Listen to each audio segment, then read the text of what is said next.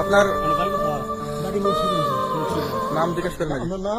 আমার নাম বিচারপতি শামসুদ্দিন চৌধুরী মানিক।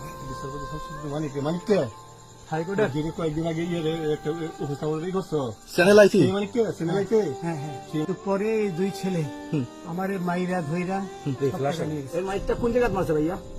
বর্ডারে আনিয়ে মারছে না, না না, ওই ভিতরে, তারের ভিতরে, ইন্ডিয়ার ভিতরে? ইন্ডিয়ার ভিতরে।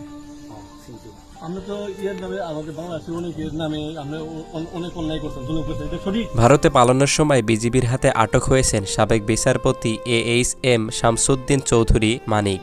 শুক্রবার 23শে আগস্ট সিলেটের জকিগঞ্জ সীমান্ত থেকে রাত 11:20 তাকে আটক করা হয়।